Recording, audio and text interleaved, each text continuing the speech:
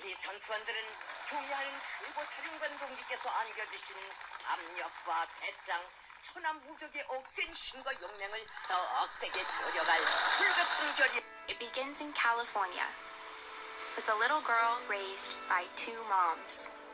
I also marched for equality. I like to think I've been defending freedom from an early age.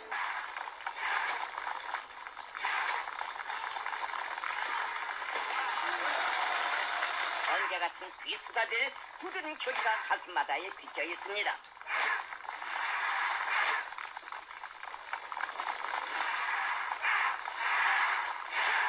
Doctor said she might never walk again, but she tapped into my family's pride to get back on her feet, eventually standing at the altar to marry my other mom.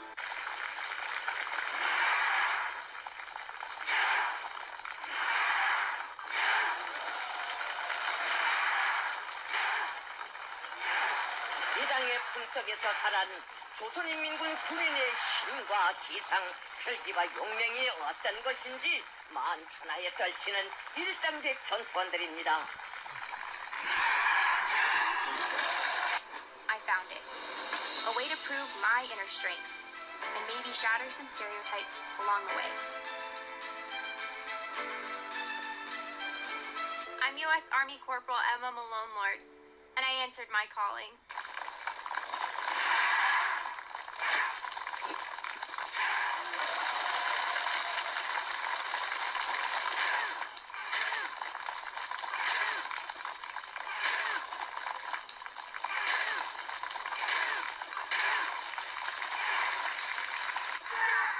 난도 높은 여러 가지 격파 동작을 연방 수행하고 있는 우리의 용맹한 전투원들에게 관중들은 열광적인 박수를 보내고 있습니다. Это первый день твоей новой жизни. То, что было вчера, не имеет значения. То, кем ты был прежде, уже никого не волнует. Теперь важно то, кем ты будешь сегодня. Что ты знаешь о себе? На что ты способен? Вопросы могут остаться без ответов, но разве ты сможешь потом спокойно спать? I'm a woman of color. I am a mom. I am a cisgender millennial who's been diagnosed with generalized anxiety disorder. Что-то доказать. Командир здесь только для того, чтобы ты мог увидеть в нем врага, потому что без врага нет боя. I can wax eloquent on complex legal issues in English while also belting Guayaquil de mis amores in Spanish. Лучше, чем он, и вернуться назад победителем. Потому что завтра первый день твоей новой жизни. 赵亮，到！白敬堂，到！我们已经习惯达到。王杰，到！转内动员大会现在开始。一声到。I am intersectional, but my existence is not a box-checking exercise. I am a walking declaration, a woman whose inflection does not rise at the end of her sentences, suggesting that a question has been asked. 一声到，是一次重塑。上空中、楼上各作战支持，以新并完善作战计划。I used to struggle with imposter syndrome, but at 36, I refuse to internalize misguided patriarchal ideas of what a woman can or should be. I am tired of feeling like I'm supposed to apologize for the space I occupied. 一声到。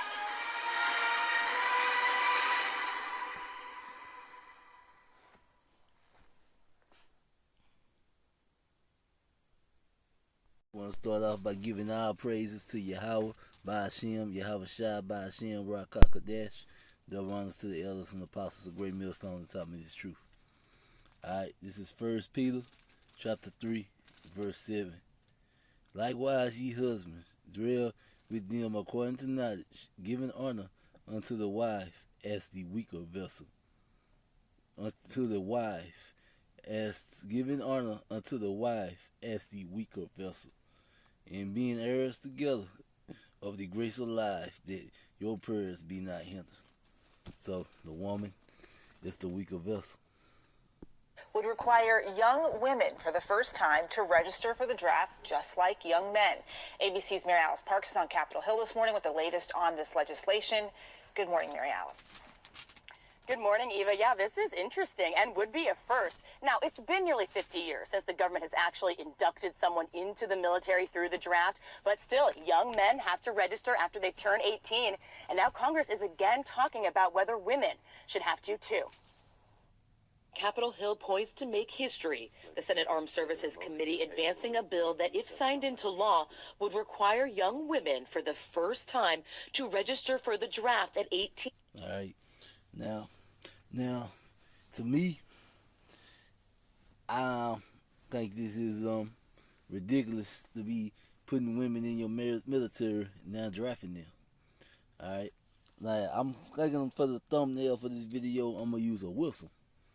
And the reason why, when I was deployed to Iraq, they gave every woman a rape whistle. All right. So if someone was to go down, they were supposed to blow their whistle, and then a male soldier will come help them. Another male soldier will come help them and get off whoever's assaulting them. All right. So that right there is just a clue that, you know, that women really have no place in the war zone.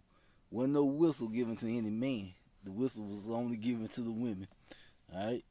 This is Numbers, chapter 1, verse 3.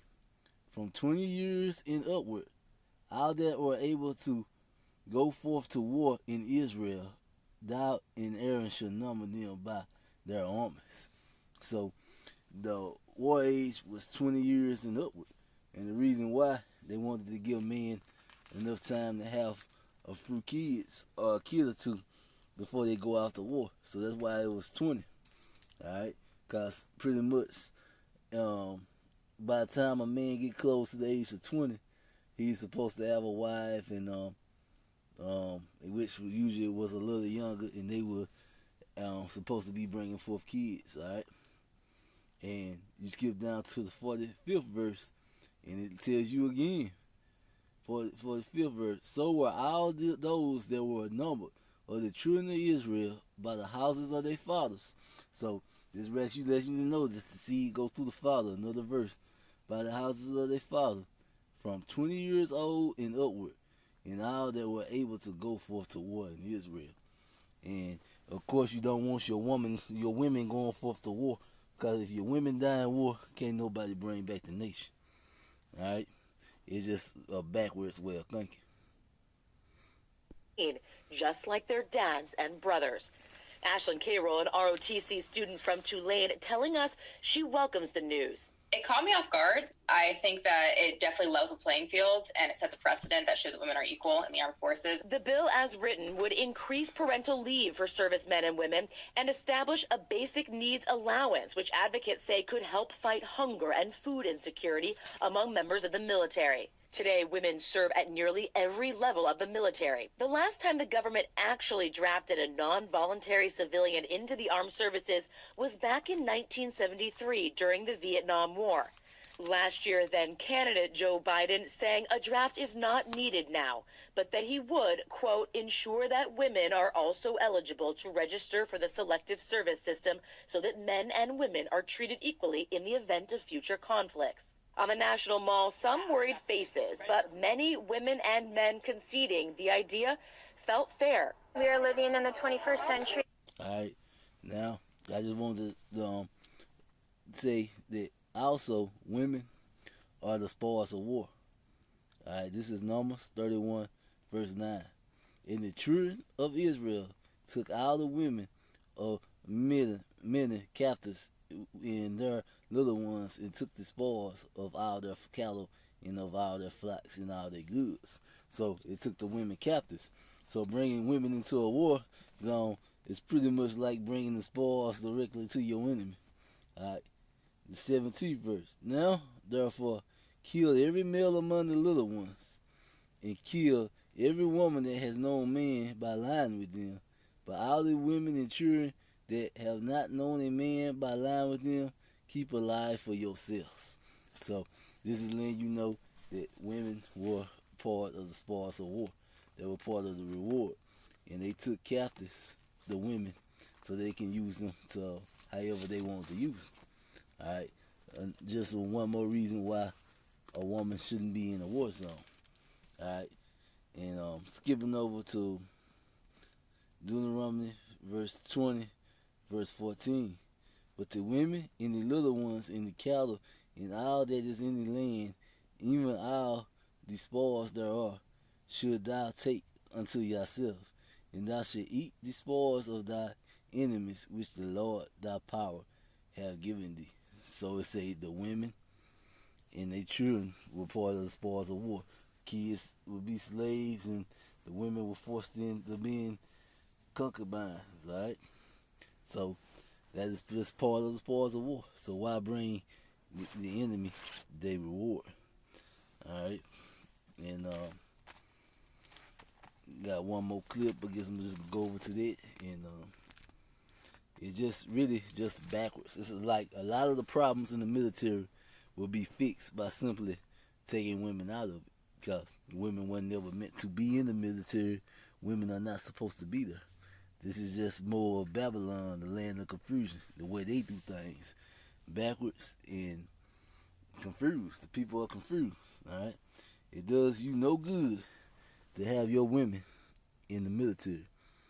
All right, and let's see. Well, hey there, GMA fans. Robin Roberts here. Thanks for checking out our...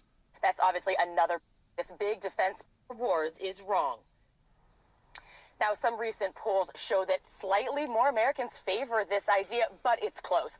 And one more thing, this big defense spending bill would also include some changes to how serious crimes like sexual assault are prosecuted in the military. That's obviously another big topic. See, sexual assault, a problem you wouldn't even have if the women weren't there. All right, and plus, you know, the standards being lowered, since everybody needs the same standards, because the women can't live up to the same standard as a man. Problems you wouldn't have if the women weren't there. So, as a person, you know, a war veteran that went up to war with a unit that had women in it, they just have no reason to be there. Alright, and with that, now, oh yeah, we should go ahead and get into the next video. School, starting the all too familiar debate of women in combat. After more than... Alright, folks, we watching more. Alright, this is 1 Corinthians, the 11th chapter, verses 8 and 9. For the man is not of the woman, but the woman of the man. Neither was the man created for the woman, but the woman created for the man. So, we just getting at the fact that we are not equal. Alright, that is just lie. That's pseudoscience. According to the Holy Scriptures, a man and a woman is not equal. Alright. 10 years of war with women already participating alongside, is there any science that says they shouldn't be all that they can be?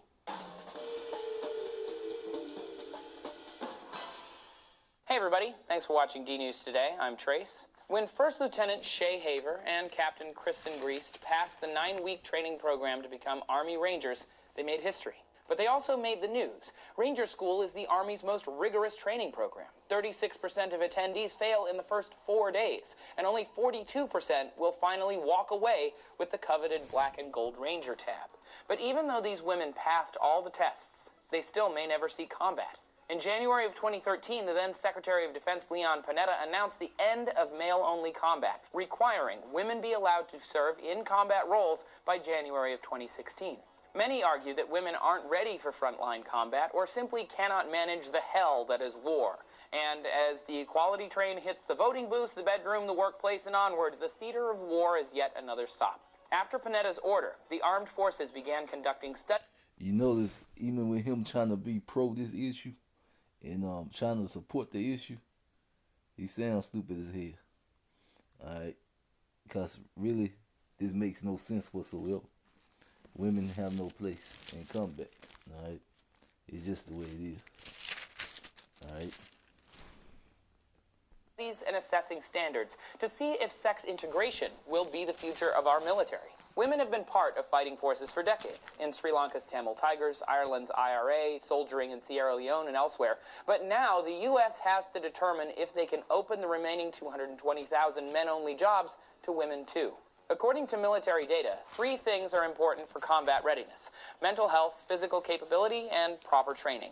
A National Center for PTSD study in 2011 found that men and women developed mental health issues equally after combat, firing a weapon in combat, being fired upon, handling human remains, and witnessing injury and death. But men were more likely to fall into substance abuse. Those findings were supported by another study in the Journal of Psychiatric Research. But a 2006 study of women and men in combat found emotional responses were different. And, quote, in stressful situations, men are more likely to resort to physically aggressive responses than women. According to a piece in Time by Pulitzer Prize-winning reporter Mark Thompson, who covers national security, aggression leads to more accidents and injuries in men. It would seem mentally women can hack it as well as men, and may handle...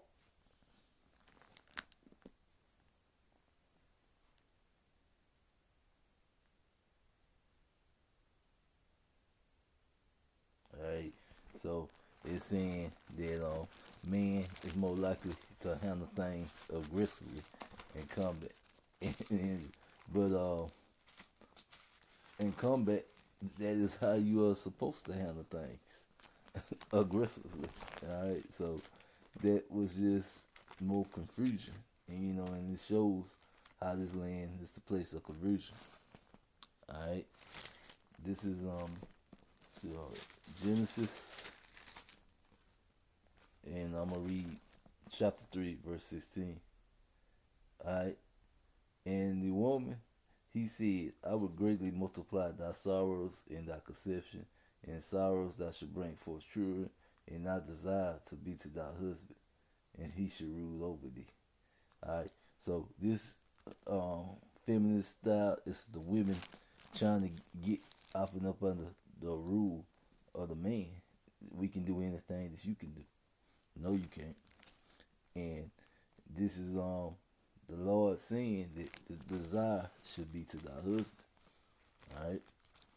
Now, play a little bit more of this video of this man making himself look silly, saying all this stuff that really makes no sense whatsoever. Some things better as they don't abuse substances, become aggressive, or injure themselves due to stress. Physically, though, women do have less upper body strength than men overall. This is according to a 2004 U.S. Army study on the topic. Women do have smaller hearts, skeletons, and muscle mass, and a greater percentage of body fat relative to their male colleagues, which ups the injury rate significantly. Injuries are anything that takes a service member out of combat. Pregnancy adds to women's injury stats. But even if you remove that from the data, women are hospitalized at 30% higher rates than men. Isaiah chapter 13, verse 12. I will make a man more precious than fine gold, even a man than the golden wedges of Ophir. Alright, so therefore I will shake the heavens, and the earth shall remove out of his place in the wrath of the Lord of hosts, in the day of his fierce anger. So this is talking about that world war. And he's going to make a man during this war more precious than fine gold, than the golden wedges of Ophir. Alright? So if something is precious, that means it is rare.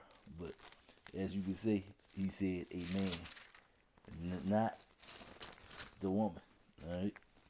So in the time of war, a man is going to be precious after this next war, when this next war hit. Alright?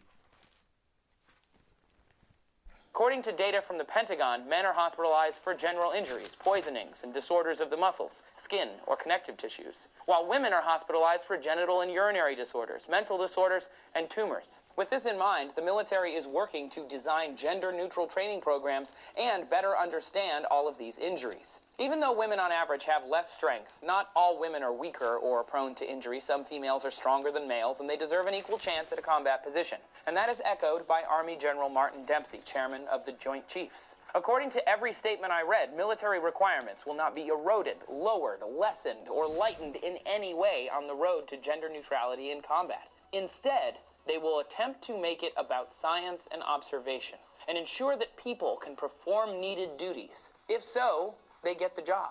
Period. According to a 1980 paper assessing women in combat by Major Thomas H. Cecil, people should be, quote, allowed to serve in whatever role that could use best the talent and capability. Alright, so it look like he just starting to ramble now, but I'm just gonna end it with this with 1 Peter chapter 3 verse 7. Likewise ye husbands, dwelling with them according to knowledge, giving honor unto the wife as unto the weaker vessel. Alright, giving honor unto the wife as unto the weaker vessel. Alright, so this is scriptures telling us clearly that women are the weaker vessel. Alright, and as being heirs together of the grace of life, that your prayers be not hindered.